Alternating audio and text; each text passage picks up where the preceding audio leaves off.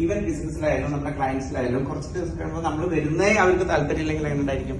അപ്പൊ അത് നിലനിർത്താൻ എന്നുള്ളത് വളരെ ഇമ്പോർട്ടന്റ്. അതിന് ഏറ്റവും ഇമ്പോർട്ടന്റ് ആയിട്ടുള്ള അതിനെ നമുക്ക് എന്നും മെയിൻറ്റെയിൻ ചെയ്യാനുള്ള ഒരു ഫോർമുലയാണെന്ന് പറയാൻ പോകുന്നത് സോഫ്റ്റ് അപ്രോച്ച്. ഒന്ന് ഫസ്റ്റ് നമുക്ക് എസ് ഫോർ സ്മൈൽ. സ്മൈലില്ലാതെ നമുക്ക് ഒരിക്കലും കണക്ട് ചെയ്യാൻ പറ്റില്ല. രണ്ട് ഓപ്പൺ മൈൻഡഡ് ആയിരിക്കണം നമ്മളെപ്പോഴും, ഉള്ളിലൊന്നും വെക്കാതെ. പിന്നെ രണ്ടാമത് വരുന്നത് ലീൻ ഫോർവേഡ്. നമ്മളെപ്പോഴും റെസ്പെക്ട്ഫുൾ ആയിരിക്കണം. അതായത് നമ്മള് ഇങ്ങനെ ബെൻഡ് ചെയ്യേണ്ടെന്ന് ആവശ്യമില്ല, പക്ഷെ നമ്മൾ പറയുന്നതിലും അതേപോലെ തന്നെ മറ്റുള്ളവരെ ഫേസ് ചെയ്യുമ്പോഴൊക്കെ നമ്മുടെ എന്താ വെച്ചാൽ ആ റെസ്പെക്ട് അല്ലെങ്കിൽ അവരോടുള്ള ആ താല്പര്യമൊക്കെ നമ്മൾ കാണിക്കുന്നത്. Lean forward. പിന്നെ വരുന്ന ടോൺ, വോയിസ് മോഡുലേഷൻ. നമ്മൾ എന്ത് പറയുന്നതല്ല എങ്ങനെ പറയുന്നത് വളരെ ഇമ്പോർട്ടന്റ് ആണ്. പിന്നെ വരുന്നത് ഐ കോണ്ടാക്ട്, വെരി ഇമ്പോർട്ടന്റ് ആണ് ഐ കോണ്ടാക്ട്. അതേപോലെ തന്നെ നോഡ്. നമ്മള് യെസ് അത് ഒന്ന് പറയുമ്പോഴും നോ പറയുന്നതും വ്യത്യാസമുണ്ട്.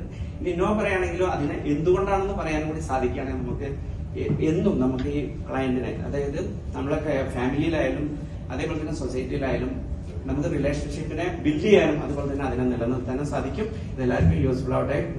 Thank you.